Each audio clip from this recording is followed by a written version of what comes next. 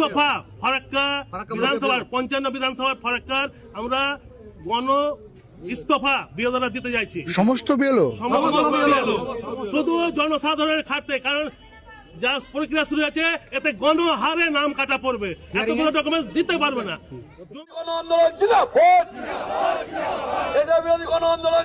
এই মুহূর্তে রাজ্য জুড়ে এসআইআর ইস্যু নিয়ে ধুন্ধুমার পরিস্থিতি তৈরি হয়েছে। একের পর এক জায়গা থেকে উত্তেজনার খবর সামনে আসছে। গতকাল একটি অত্যন্ত গুরুত্বপূর্ণ ঘটনা ঘটেছে মুর্শিদাবাদ জেলার ফারাক্কা ব্লক ডেভেলপমেন্ট অফিসে। সেখানে চলছিল এসআইআর সংক্রান্ত একটি হিয়ারিং ক্যাম্প। অভিযোগ উঠেছে হিয়ারিং অফিসারদের সামনে সেই ক্যাম্পে ভাঙচুর চালানো হয়েছে। এই ঘটনাটি ইতিমধ্যেই বর্তমান পত্রিকা এবং আনন্দবাজার পত্রিকা দুটো সংবাদপত্রেই বড় হেডলাইন হিসেবে প্রকাশিত হয়েছে। এই মুহূর্তে অন স্ক্রিনে আমি আপনাদেরকে সেই পেপার কাটিংগুলো দেখাচ্ছি। খবরে বলা হচ্ছে মুর্শিদাবাদ জেলার ফারাক্কা ব্লক অফিসে একটি এসআইআর হিয়ারিং ক্যাম্প চলাকালীন এক বিধায়কের নেতৃত্বে কিছু বহিরাগত লোকজন নিয়ে ক্যাম্পে ঢুকে ভাঙচুর চালানো হয়েছে। যেসব ভোটারদের হিয়ারিংয়ের জন্য ডাকা হয়েছিল তাদের সামনেই এই ঘটনা ঘটে। এটি গতকালেরই ঘটনা এবং এসআইআর নিয়ে রাজ্যের পরিস্থিতি কোন দিকে যাচ্ছে তা এই খবর থেকে স্পষ্ট। একদিকে যেমন ভিডিও অফিসে হিয়ারিং ক্যাম্পে ভাঙচুর হচ্ছে, অন্যদিকে আমি আপনাদেরকে অন স্ক্রিনে দেখাচ্ছি বেলডাঙ্গা এলাকার আরেকটি চিত্র। সেখানে গণহারে বিএলওরা ইস্তফা দিচ্ছেন। তারা স্পষ্টভাবে জানাচ্ছেন যে বিএলও পদ ও দায়িত্ব থেকে তারা অব্যাহতি চান। অর্থাৎ একদিকে ভিডিও অফিসে এসআইআর ক্যাম্পে ভাঙচুর, অন্যদিকে গণহারে বিএলওদের ইস্তফা। এই পরিস্থিতি হয়তো রাজ্যে চলতেই থাকবে এবং ভবিষ্যতেও আরও এমন ঘটনা দেখা যেতে পারে। কিন্তু এই সব কিছুর মাঝেও সবচেয়ে গুরুত্বপূর্ণ বিষয়টি হলো আপনাদের অর্থাৎ ভোটারদের দায়িত্ব। আপনারা যারা ভোটার, যদি ইলেকশন কমিশন অফ ইন্ডিয়া আপনাদের নামে হিয়ারিং নোটিশ ইস্যু করে তাহলে আপনাদের অবশ্যই হিয়ারিং ক্যাম্পে উপস্থিত হতেই হবে।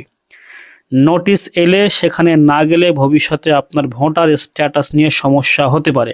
এখন প্রশ্ন হচ্ছে আপনার নামে আদৌ কোনো হিয়ারিং নোটিশ ইস্যু হয়েছে কিনা সেটা জানবেন কিভাবে? ভয়ের কিছু নেই, আপনারা নিজেরাই মোবাইল ফোন ব্যবহার করে অনলাইনে খুব সহজে চেক করতে পারবেন আপনার নামে, আপনার পরিবারের কারো নামে বা আত্মীয় স্বজনের কারো নামে নোটিশ ইস্যু হয়েছে কিনা। চলুন ধাপে ধাপে আমি আপনাদেরকে পুরো প্রসেসটা দেখিয়ে দিচ্ছি। এর জন্য সর্বপ্রথম আপনারা আপনাদের মোবাইলের যে গুগল ব্রাউজার, ক্রোম ব্রাউজার রয়েছে, এখানে গিয়ে আপনারা ক্লিক করবেন। তারপরে গুগল সার্চ বারে গিয়ে আপনারা এখানে প্রেস করবেন voter.eci। এটুকু লিখলে আপনার সামনে সম্পূর্ণ ওয়েবসাইটটা চলে আসবে। আপনি এই voter.eci.gov.in ভোটার লিস্ট এখানেই ক্লিক করে দেবেন।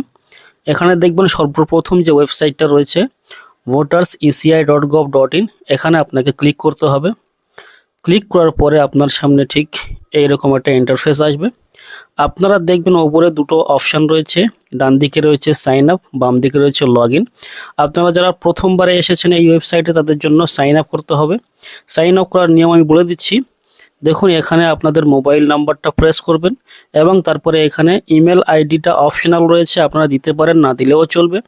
তারপরে এখানে এই ক্যাপচা কোডটা এখানে ফিল করে কন্টিনিউ ক্লিক করবেন। দিলে আপনাদের এটা সাইন আপ হয়ে যাবে। সাইন আপ হয়ে যাওয়ার পরে আপনাদেরকে লগ ইন করতে হবে। লগ ইন করতে হবে ঠিক এরকমভাবে। লগ ইন করার জন্য আপনাকে এখানে ফোন নাম্বার টাইপ করতে হবে, এখানে ক্যাপচা কোড দিতে হবে। ক্যাপচা কোড দেওয়ার পরে রিকোয়েস্ট ওটিপি ক্লিক করলে আপনার একটা ওটিপি আসবে, সেই ওটিপিটা ভরতে হবে। ওটিপি আসার পরে আপনারা যখন ওটিপিটা ফিল করবেন, ওটিপি ফিল করার পরে ভেরিফাই অ্যান্ড লগ ইনে ক্লিক করে দেবেন। তারপরে আপনাদের সামনে ঠিক এই ইন্টারফেসটা খুলে যাবে। এখানে আছে আপনাদের সমস্ত তথ্য। দেখুন এখানে দ্বিতীয় নম্বর যে অপশানটা রয়েছে submit document against notice issued, এই জায়গাটা আপনারা ক্লিক করবেন। এখানে দেখুন এন্টার এপিক নাম্বার লেখা রয়েছে, আপনারা এখানে ভোটার আইডি কার্ড নাম্বারটা লিখে দেবেন। এপিক নাম্বারটা লিখে দিয়ে সেন্ড ওটিপি ক্লিক করে দেবেন। আপনার সামনে ওটিপি চলে আসবে। ওটিপিটা ফিল করার পরে আপনারা যখন সার্চ বাটনে ক্লিক করবেন, যদি আপনার নামে নোটিশ ইস্যু হয়ে থাকে তাহলে এখানে অবশ্যই আপনার নোটিশটি শো করবে। সেখানে অনেক ডকুমেন্ট আপলোড করার অপশান দেওয়া থাকবে, অনেক কিছু বিস্তারিত লেখা থাকবে। আর যদি নোটিশ ইস্যু না হয়ে থাকে তাহলে আপনার ঠিক এমনটা দেখাবে, no notice has been generated as on date, please check after few days.